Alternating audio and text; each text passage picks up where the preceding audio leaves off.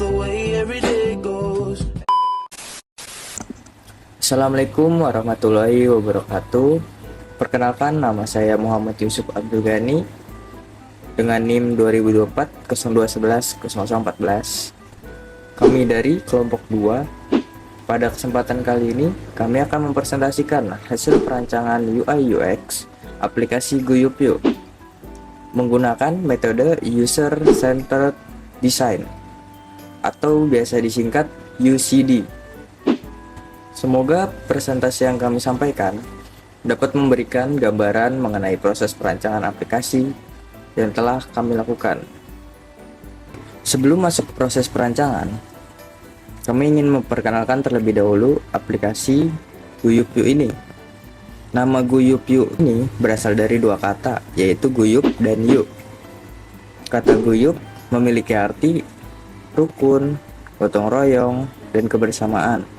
Sedangkan yuk merupakan ajakan untuk bersama-sama memanfaatkan teknologi dalam meningkatkan pelayanan kepada warga. Melalui aplikasi ini, kami berharap pelayanan antara pengurus dan warga dapat dilakukan dengan lebih mudah, lebih cepat, dan lebih terhubung. Aplikasi ini memiliki dua jenis pengguna, yaitu pengurus dan warga.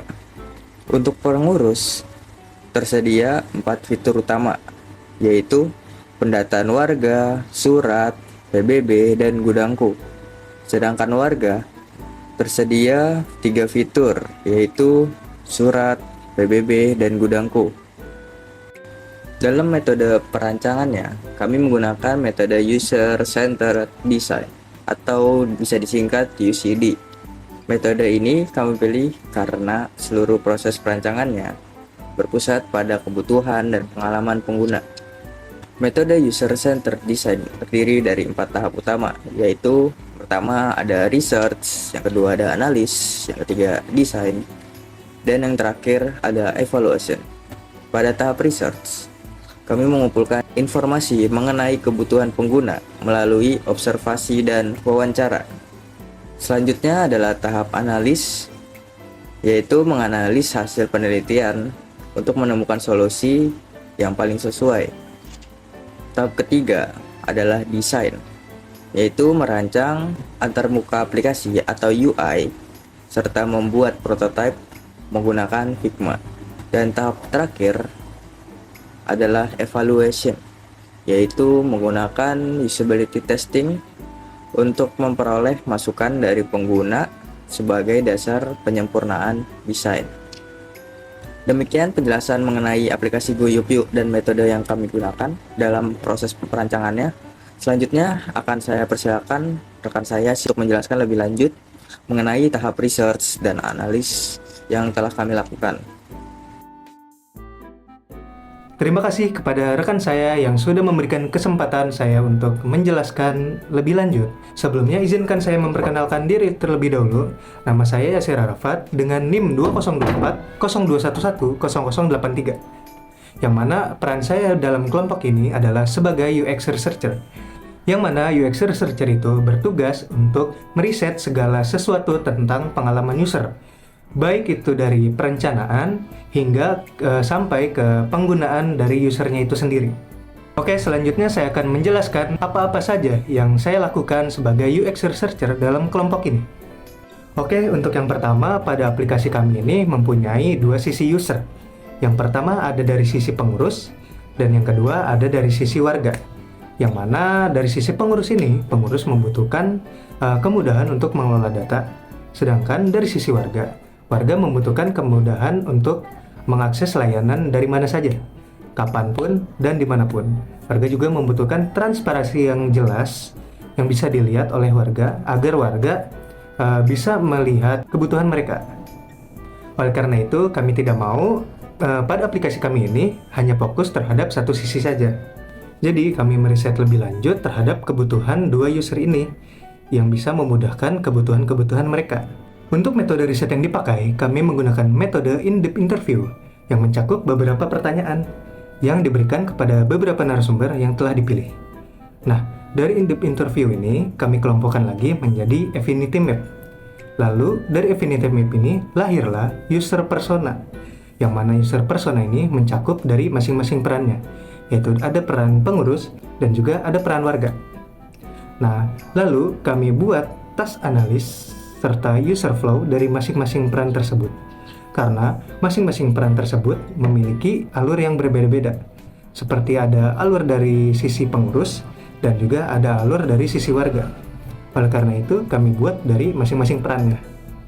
Oke, lalu dari situ kami menemukan beberapa masalah yang paling menonjol, yaitu dari sisi pengurus dan sisi warga. Pada sisi pengurus biasanya kewalahan dalam sisi pencatatan manual, baik itu dari administrasi maupun pencatatan yang lainnya, seperti surat atau pengajuan dan sebagainya. Lalu dari sisi warga, biasanya warga itu membutuhkan kepastian terhadap pengajuan yang telah mereka ajukan, baik itu pengajuan surat, peminjaman barang, dan pengajuan yang lainnya. Lalu selanjutnya biasanya komunikasi antara dua arah itu menjadi hambatan yang besar. Misal dari komunikasi RT ke warga ini harus ketemu dulu, jadi dari dua sisi ini biasanya harus membuat jadwal terlebih dahulu untuk bertemu. Yang mana jadwal tersebut juga semata-mata bisa saja dibatalkan ataupun tidak jadi. Oleh karena itu menjadi hambatan yang besar dari dua sisi peran ini. Oke, dari beberapa masalah itulah kami akhirnya memutuskan untuk membuat dashboard yang berbeda-beda dari dua peran tersebut. Yang pertama ada dashboard pengurus, lalu yang kedua ada dashboard warga, yang mana pada masing-masing dashboard terdapat fitur-fitur yang dibutuhkan oleh mereka, yaitu masing-masing user tersebut.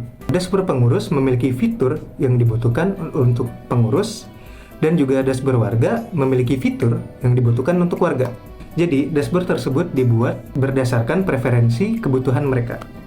Lalu, setelah membuat dashboard ini, kami melakukan usability testing terhadap masing-masing peran, yaitu dari peran pengurus dan juga peran warga. Yang pertama kami melakukan usability testing terhadap responden yang merupakan sisi pengurus, lalu yang kedua kami melakukan usability testing terhadap responden yang merupakan sisi warga. Oleh karena itu kami melihat respon dari masing-masing sisi, apakah mereka puas ataupun kurang puas terhadap dashboard yang kami sudah buat untuk mereka. Oke, itulah yang bisa saya jelaskan sebagai tugas saya, yaitu UX Researcher pada kelompok ini. Selanjutnya, saya persilakan untuk rekan saya melanjutkan penjelasan yang lain dari masing-masing peran mereka. Baik, terima kasih kepada rekan saya yang sudah memberikan saya kesempatan sebagai BA untuk menjelaskan bagaimana perencanaan aplikasi ini akan kita lakukan. Tahap pertama, kita akan memahami kebutuhan pengguna menggunakan metode User Centered Design atau UCD. Kami melakukan observasi kepada pengurus RT ataupun warga untuk mengetahui permasalahan apa sih yang dialami warga ataupun pengurus RT ataupun lingkungan RT. Hasil observasi kemudian kami kelompokkan sehingga diperoleh beberapa permasalahan utama. Yang pertama ada pendataan warga yang masih dilakukan secara manual. Kedua ada pengajuan surat yang kurang efisien. Ketiga ada pencatatan PBB yang kurang terorganisir. Lalu serta adanya pengelolaan inventaris yang kurang terdokumentasi. Selanjutnya akan menggunakan user persona untuk menggambarkan karakteristik, kebutuhan, tujuan, dan kendala yang dimiliki oleh pengguna. Kemudian kami menyusun CGM atau Customer Journey Map untuk memahami pengalaman pengguna, bagaimana berinteraksi dengan layanan administrasi RT. Setelah itu kami merumuskan Point of View atau POV sebagai fokus utama permasalahan yang akan diselesaikan. Berdasarkan Point of View tersebut, kami menemukan beberapa permasalahan yang dapat dijadikan pertanyaan atau how might we atau HMW untuk menemukan peluang solusinya nih. Kami juga melakukan benchmarking terhadap beberapa aplikasi sejenis sebagai referensi dalam menentukan fitur ataupun desain sesuai dengan kebutuhan pengguna. Selanjutnya dilakukan proses brainstorming dan propose solution sebagai dasar utama dalam perancangan aplikasi Guyup Yuk. Selain merancang solusi, kami juga menyusun revenue model sebagai strategi keberlangsungan aplikasi. Model bisnis yang dipilih adalah sistem berlangganan untuk pengurus RT berdasarkan jumlah kepala keluarga atau kakak yang dikelola. Kami mempunyai 3 kategori paket. Yang pertama ada small RT dengan jumlah kurang dari 100 kakak yang dihargai 99.000 per bulan. Lalu ada medium RT yang dijumlahi 101 sampai 250 kakak yang dihargai 149.000 per bulannya. Lalu ada large RT dengan jumlah lebih banyak dari 250 kakak. Dia tuh 29.000 per bulannya. Model ini dipilih karena lebih adil dan realistis, di mana RT yang lebih besar akan menggunakan lebih banyak data atau aktivitas sistem dibanding RT yang lebih kecil. Pendataan dari langganan tersebut akan digunakan untuk biaya pengembangan sistem, pemeliharaan server, peningkatan keamanan data, serta pengembangan fitur-fitur baru agar bermanfaat bagi warga dan pengurus RT. Selanjutnya, saya persilakan rekan saya sebagai UI designer untuk menjelaskan rancangan antarmuka aplikasi GoYupYu yang sudah dibuat berdasarkan kebutuhan pengguna yang sudah dianalisis. Baik, terima kasih. Selanjutnya saya akan menjelaskan tampilan dashboard pengurus yang kami rancang untuk memudahkan pengurus dalam mengelola administrasi lingkungan. Yang pertama, terdapat fitur pendataan warga yang digunakan untuk mengelola data warga. Pengurus dapat menambahkan, mengubah, menghapus, dan mencari data warga dengan mudah. Selain itu, terdapat fitur verifikasi pendaftaran warga, sehingga setiap data yang masuk dapat diperiksa dan disetujui terlebih dahulu sebelum tersimpan di dalam sistem. Hal ini dapat membantu memastikan data yang dikelola tetap valid dan akurat. Selanjutnya terdapat fitur surat yang berfungsi untuk membuat dan mengelola berbagai surat administrasi. Dengan adanya fitur ini, proses pelayanan surat menjadi lebih praktis, terstruktur, dan terdokumentasi dengan baik. Kemudian terdapat fitur pembayaran PBB yang memungkinkan pengurus memantau status pembayaran pajak bumi dan bangunan dari setiap warga. Pengurus juga dapat melihat riwayat pembayaran sehingga proses monitoring menjadi lebih mudah dan transparan. Berikutnya terdapat fitur gudangku yang digunakan untuk mengelola inventaris lingkungan secara lebih terstruktur. Pada halaman ini, pengurus dapat melihat ringkasan kondisi gudang seperti jumlah total barang, stok yang tersedia, barang yang sedang dipinjam, serta jumlah keterlambatan pengembalian. Selain itu, pengurus juga dapat menambahkan data barang baru, melihat daftar seluruh barang, memproses pengajuan dan peminjaman dari warga, mengelola peminjaman aktif dan pengembalian barang, serta melihat riwayat peminjaman. Dengan fitur ini, seluruh proses pengelolaan inventaris menjadi lebih mudah, terorganisir, dan dapat dipantau secara real-time. Pada bagian bawah dashboard juga tersedia banner informasi kegiatan lingkungan yang berfungsi sebagai media penyampaian informasi atau ajakan kepada warga untuk berpartisipasi dalam kegiatan seperti kerja bakti, penghijauan, maupun program kebersihan lingkungan. Semua halaman dirancang dengan tampilan yang konsisten, mulai dari penggunaan warna, icon, tata letak, sehingga memudahkan pengurus dalam berpindah antar fitur dan memberikan pengalaman penggunaan yang nyaman. Baik, selanjutnya saya akan mempersilakan rekan saya sebagai UX designer untuk menjelaskan proses pengujian terhadap desain yang telah kami buat. Baik, di sini saya akan mencoba menjalankan halaman pengurus dari aplikasi GoYupYu. Yang pertama ini kita masuk dan kita harus login terlebih dahulu. Di sini saya menggunakan Google. Lalu dari akun GoYupYu, lalu saya login sebagai pengurus. Nah, di sini kita harus melengkapi data terlebih dahulu. Nick-nya, lalu tempat lahir, tanggal lahir, lalu jenis kelamin, lagi, nomor handphone, lalu kita klik lanjutkan. Di sini kita harus mengisi emailnya terlebih dahulu, kata sandi, mengisi kata sandi, mengonfirmasi kata sandi, jabatannya sebagai sekretaris, lalu nomor surat keputusan.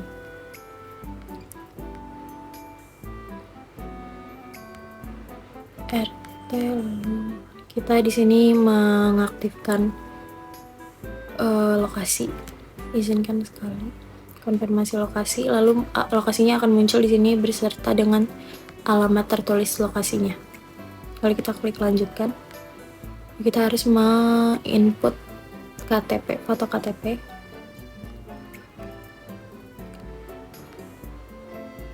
Kita scan dulu SK-nya juga. Lalu kita daftar sebagai pengurus. Lalu kode OTP akan dikirimkan. Kita input aja kode OTP yang sudah masuk ke emailnya.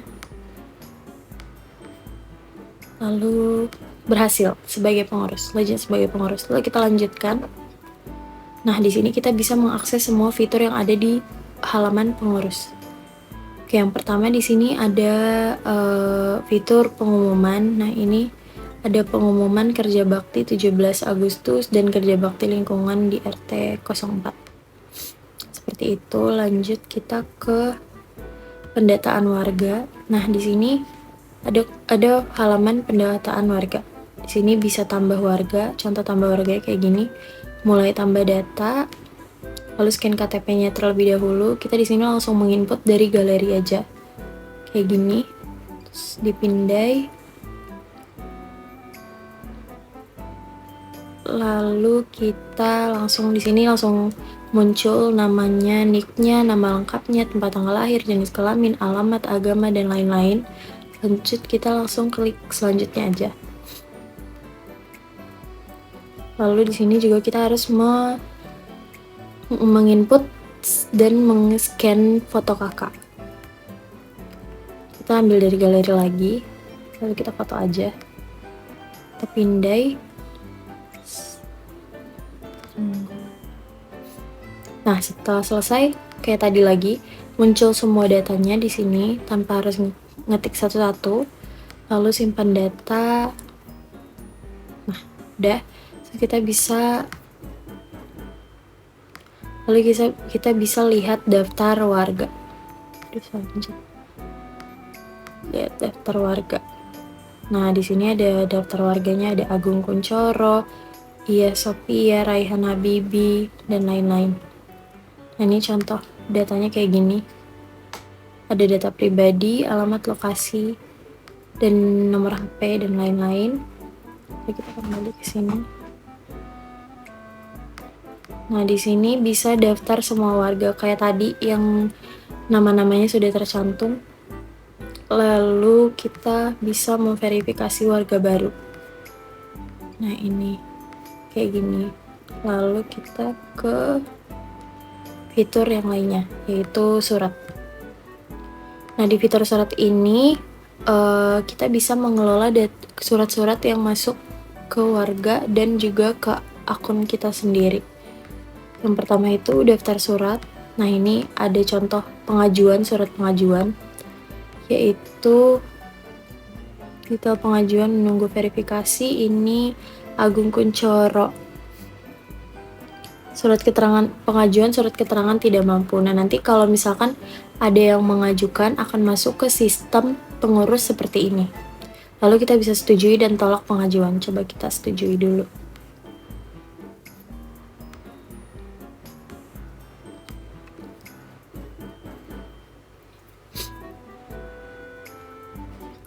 Nah, di sini udah masuk ya guys. Terus keperluan. Lalu bisa input tanda tangan langsung di sini.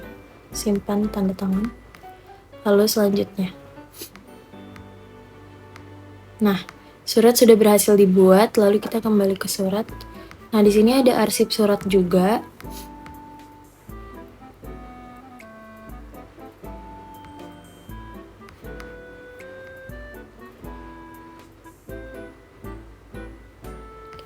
Di sini ada arsip surat.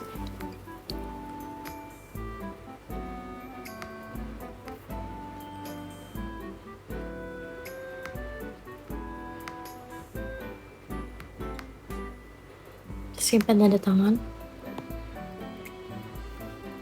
Selanjutnya kembali ke surat. Lalu kita ada kirim surat ke warga. Nah, itu udah. Lalu kita kembali. Nah, kita ke fitur ke pembayaran PBB. Nah, di sini ada total wajib pajak 450. Nah, ini ada keterangan-keterangan ini. Tambah data wajib pajak. Di sini ada beberapa menu pembayaran PBB. Yang pertama ada tambah data wajib pajak, cari data wajib pajak, cek riwayat wajib pajak. Kita coba masuk dulu ke tambah data wajib pajak. Mulai input data. Lalu di sini tinggal dimasukkan aja. Ini juga. Selanjutnya. Nah, ini kayak yang pertama tadi, laman pertama tadi dia langsung terinput semuanya, kita tinggal masukkan nomor telepon aja sama email karena itu terpisah dan tidak otomatis tercatat di sini. Lalu kita klik selanjutnya. Nah, ini kita masukkan jenis propertinya, isi luas tanahnya, lalu luas bangunannya, NJOP-nya, lalu kita klik selanjutnya. Pendaftaran warga sedang diproses. Nah, kita tinggal tunggu aja. Nah, nanti kalau sudah selesai, hasilnya bakal kayak gini. Yang timbul akan data wajib pajak berhasil ditambahkan. Dah, kembali ke beranda. Lalu ada cari data wajib pajak. Nah, di sini bisa dicari aja namanya yang dibutuhkan siapa. Contohnya kayak gini.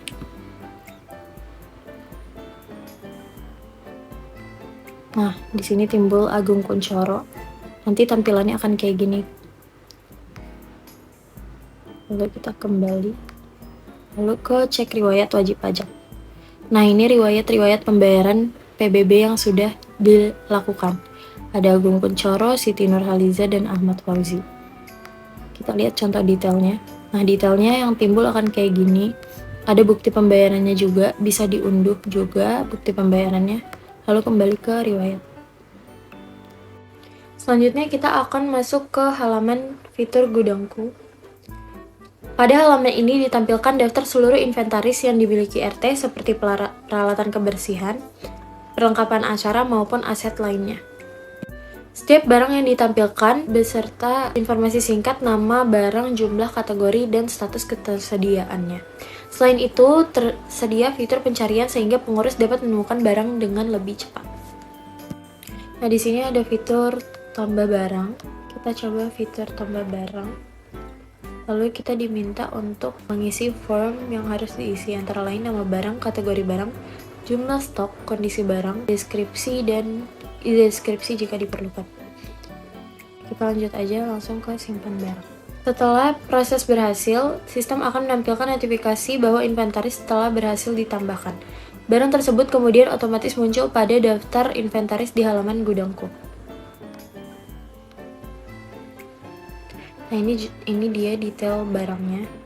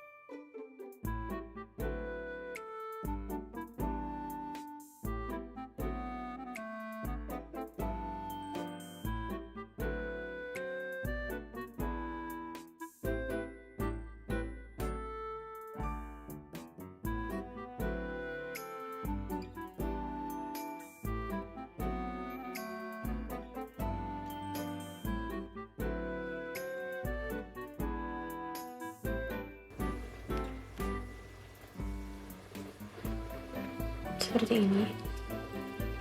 Nah, tadi adalah contoh pengajuan peminjaman barang dari fitur gudangku.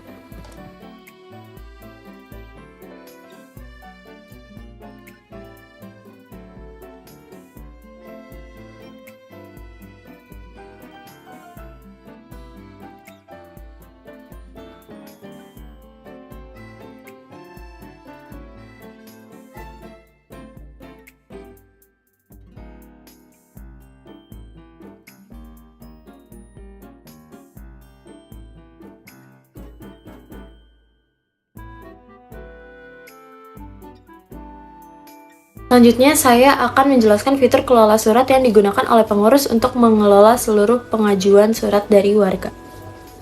Melalui fitur ini, proses pelayanan administrasi menjadi lebih cepat karena seluruh pengajuan dapat diproses secara digital.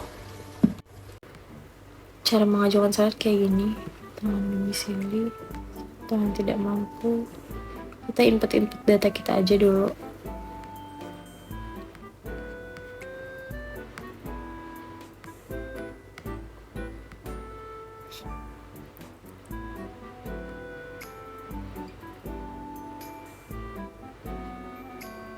Nah, ini dokumen yang diperlukan. Jadi, jika si dokumen yang diperlukan ini tidak tercantum di bagian itu, dia tidak akan bisa dilanjutkan ke tahap selanjutnya. Dia akan stuck di situ. Kita input dulu. Nah, ini. Salah. KTP. Lalu kakaknya juga. Foto rumah. Nah, di sini surat pendukung. Simpan data. Setelah disimpan data, kita lanjut ke ajukan surat aja. Nah, surat berhasil dibuat. Terima kasih, dokumen Anda telah kami kirim kepada warga. Kembali ke beranda. Nah, di sini ada riwayat surat. Nah, di sini ada keterangannya juga. Ada diproses, ada diselesai, dan ditolak juga udah ada.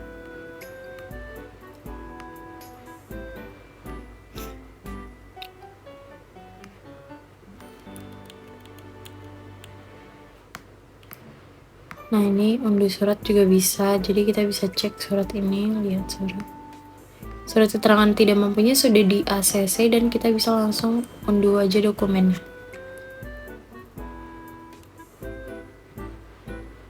Nah, jika sudah berhasil terunduh, kita hasil unduhan itu akan secara otomatis masuk ke data kita. Sudah.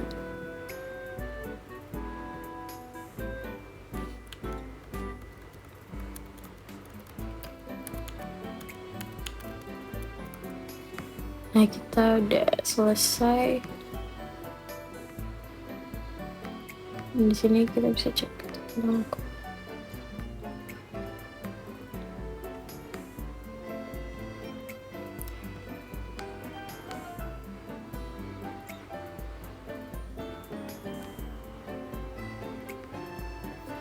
Baik, sekian penjelasan fitur dari saya. Kurang lebihnya mohon maaf. Wassalamualaikum warahmatullahi wabarakatuh.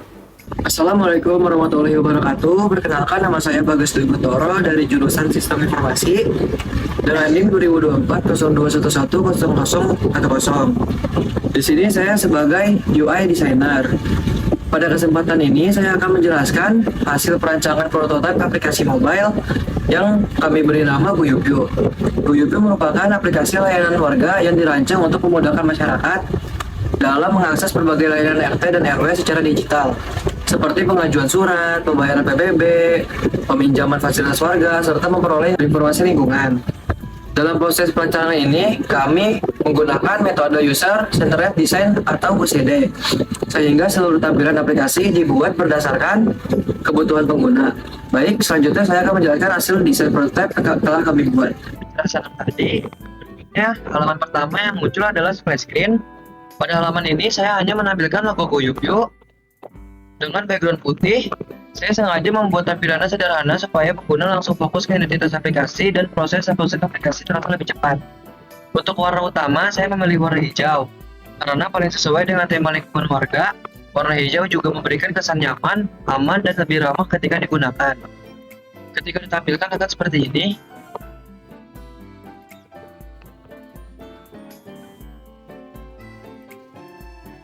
Baik, selanjutnya adalah halaman login dan pendaftaran. Saya membuat tampilannya sederhana supaya pengguna tidak bingung ketika pertama kali menggunakan aplikasi. Pada halaman login hanya ada informasi yang memang dibutuhkan seperti email, password, tombol login, serta akses menuju halaman daftar dan lupa password. Sedangkan pada halaman pendaftaran, pengguna diminta mengisi data diri terlebih dahulu sebelum dapat menggunakan aplikasi. Saya juga memberikan icon pada setiap kolom agar pengguna lebih mudah mengenali fungsi masing-masing input. Jika belum memiliki akun, kita daftar terlebih dahulu. Di sini ada dua peran, ada warga dan pengurus. Ini saya akan mencontohkan sebagai peran warga. Oke. Ini adalah tampilan pendaftaran warga. Terdapat 3 syarat untuk mendaftar, ada data diri, alamat dan kontak, lalu upload dokumen. Pertama, kita masukkan nama lengkap terlebih dahulu, lalu nik, tempat tanggal lahir, dan tanggal lahir. Kita return, kita pilih tanggal lahir.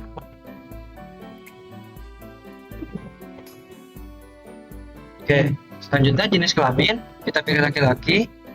Di sini ada status perkawinan, ada single, ada nikah, ada cerai hidup, dan cerai mati. Kita pilih nikah. Ada agama, ada Islam, Kristen, Hindu, Buddha, dan Konghucu. Kita pilih Islam, lalu lanjutkan. Oke, tahap kedua ada alamat dan kontak. Untuk mencari lokasi yang kita sesuai dengan yang kita tinggal, di sini ada cari lokasi saya, lalu aktifkan GPS. Otomatis akan muncul gunakan lokasi saya saat ini. Konfirmasi lokasi. Di sini ada lokasi terdeteksi ya. Akurat GPS tinggi 5 meter. Konfirmasi lokasi. Untuk alamat dan blok rumah akan otomatis terisi. Selanjutnya kita isi kontak seperti nomor HP, email, buat kata sandi, konfirmasi kata sandi. Yang pertama kita buat nomor HP dulu, lalu email, buat kata sandi, konfirmasi kata sandi, dan return. Lalu kita centang, saya menyetujui syarat dan ketentuan. Lanjutkan. Dan sini adalah tahap lahir, yaitu upload dokumen, yaitu foto KTP, wedding screen, foto kartu keluarga. Oke, selanjutnya kita cetak dan lanjutkan. Oke, lalu kode OTP akan muncul. Kita masukkan dan verifikasi. Pendaftaran warga telah berhasil. Selanjutnya lanjutkan.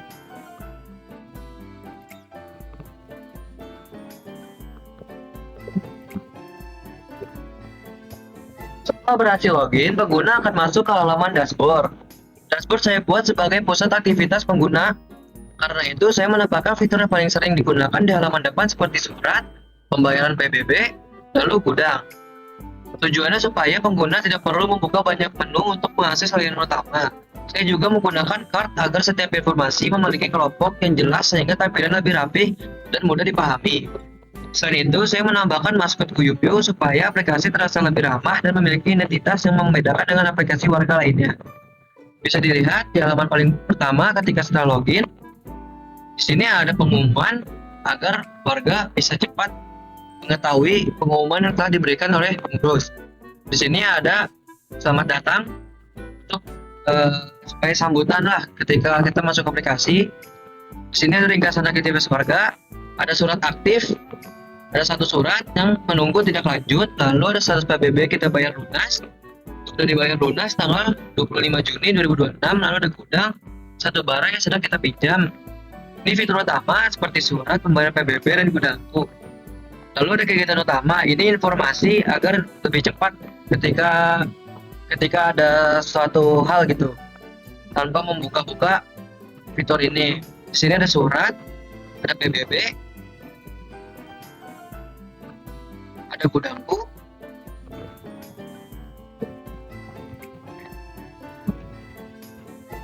di sini juga ada daftar, bisa notifikasi, lalu surat, gudangku, dan profile agar lebih mudah ketika digunakan.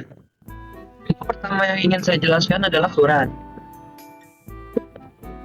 Fitur ini dibuat karena berdasarkan hasil identifikasi kebutuhan pengguna, proses pengajuan surat masih dilakukan secara manual dan mengharuskan warga datang langsung ke pengurus. Melalui aplikasi Kuyup, pengguna cukup memilih jenis surat yang dibutuhkan, mengisi data yang diperlukan, kemudian mengunggah dokumen pendukung apabila dibutuhkan. Setelah pengajuan dikirim, pengguna dapat melihat status surat secara langsung tanpa harus bertanya kepada pengurus. Saya juga menyediakan halaman riwayat surat sehingga pengguna dapat melihat kembali surat yang pernah diajukan sebelumnya. Untuk tampilan, saya menggunakan menggunakan card agar setiap jenis surat terlihat lebih rapi dan mudah dipilih. Sedangkan warna hijau tetap saya gunakan sebagai identitas aplikasi sekaligus sebagai penanda aksi utama, misalnya pada tombol kirim atau ajukan surat. Dengan begitu proses pengajuan surat menjadi lebih praktis. Bisa kita lihat di sini ada judul, keluar surat, lalu ada maskot yang selamat datang gitulah, kayak halo Yasir. Ya, kita mengajukan surat dengan cepat dan praktis. Di sini ada pengajuan, ada menunggu dan selesai. Di sini ada 2 dan 1. 2 menunggu, 1 selesai. Di sini ada menu surat, seperti ajukan surat, riwayat surat, unduh surat. Kalau ajukan surat, kita akan membuat surat yang kita bikin. Contohnya ada surat keterangan tidak mampu, kita masukkan nama pemohon, ada nick, nomor telepon, dan keperluan. Keperluan surat ini untuk apa gitu. Di sini ada dokumen yang diperlukan, ada KTP, kartu keluarga, lalu dokumen tambahannya seperti foto rumah, ya, dan surat pendukung lainnya, simpan data, dan ajukan surat. Surat yang berhasil dibuat kembali ke beranda. Nah, untuk melihat surat yang kita buat tadi, di sini ada riwayat surat, di sini ada menunggu, diproses, selesai, dan ditolak. Kita kembali, lalu unduh surat. Ini surat yang sudah selesai diproses. Di sini ada 2, surat keterangan tidak mampu dan surat keterangan domisili. Kita bisa unduh PDF. Oke, setelah berhasil diunduh, maka akan masuk ke galeri. Terus surat kita buat.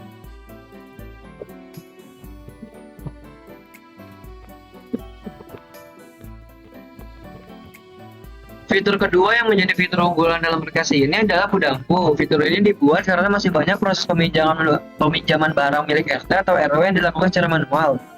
Melalui Budangku, pengguna dapat melihat daftar barang yang tersedia lengkap dengan informasi stok, kondisi barang, serta detail peminjaman.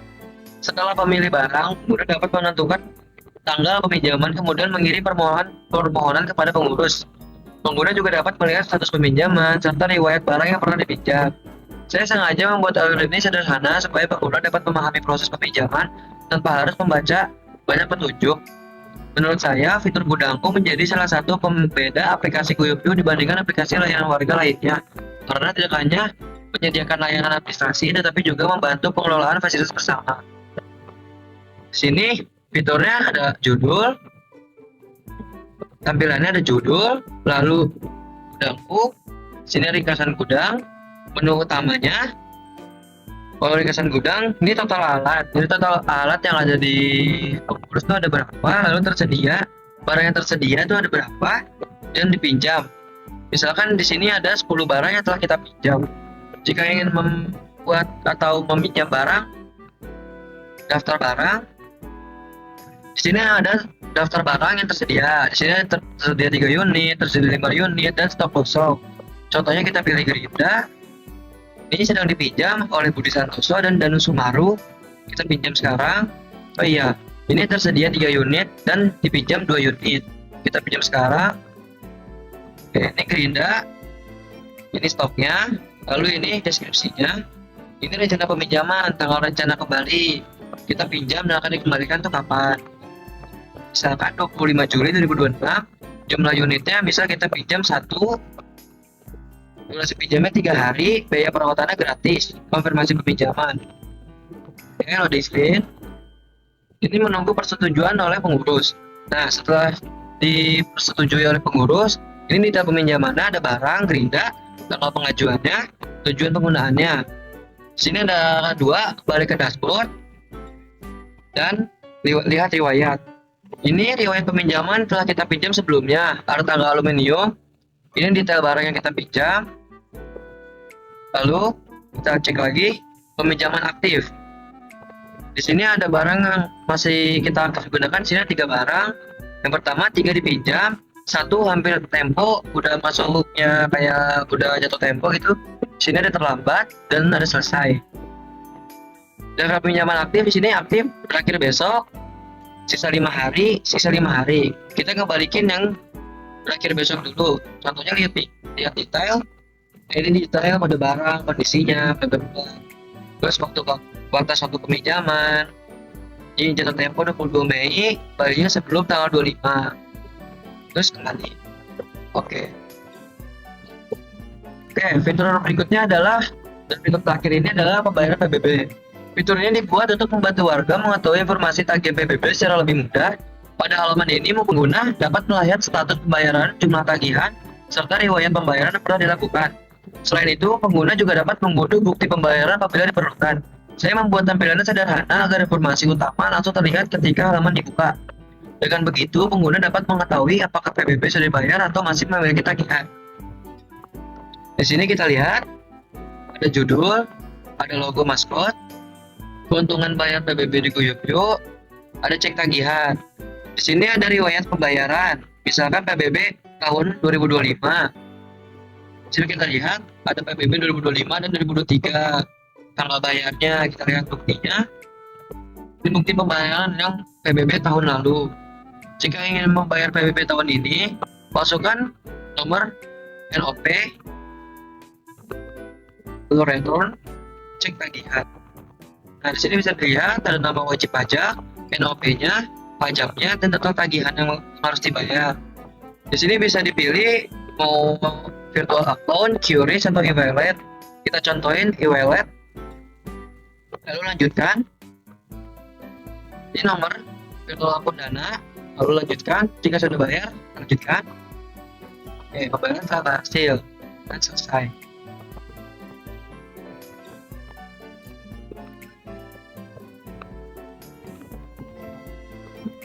Sebelum menutup presentasi, saya ingin menjelaskan beberapa alasan utama dalam proses desain.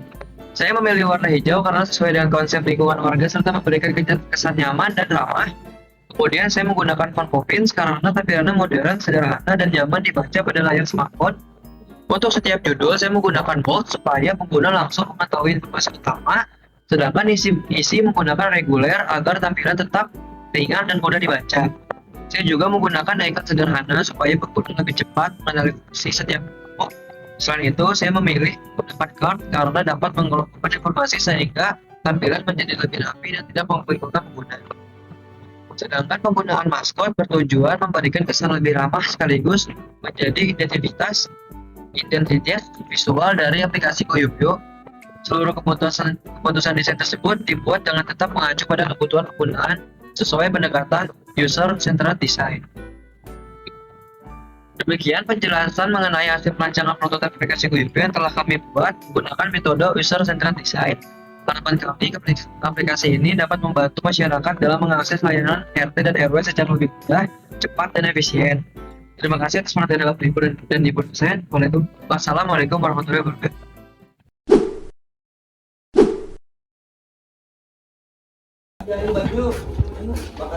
Assalamualaikum Pak RT. Assalamualaikum Pak RT.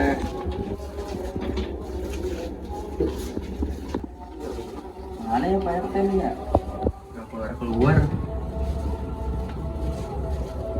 Udah nungguin obat ini. Beberapa menit kemudian.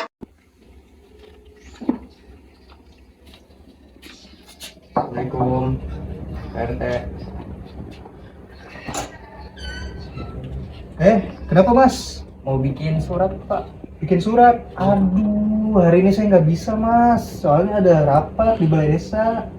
Ayo, udah deh Pak. Ya lain kali aja ya. Ya baiklah Pak. Iya. Makasih ya, Pak. Iya sama-sama. Assalamualaikum Pak RT. Waalaikumsalam. Kenapa nih Ya. Mas? Duduk. Ya. Ada apa nih? Jadi gini Pak RT, Ya. malam ini saya kayaknya ada acara pengajian nih Dan dan butuh 5 bangku. Kira-kira Pak RT ada nggak ya? 5 bangku ya. Saya belum ngecek sih di gudang sih, tapi saya cek dulu coba ya. Oke baik Pak RT. Oke, sebentar ya. Ya.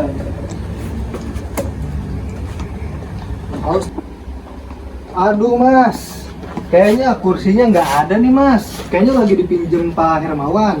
Tapi udah 3 hari sama dia belum dibalikin. Aduh Pak RT, saya Iya. butuh lagi buat malam ini Pak RT. Saya juga bingung Mas, ini gimana ini ngetinnya ya? Kayaknya nggak bisa deh Mas. Oke deh baik deh Pak RT. Ya, lain kali ya Mas ya. Ya.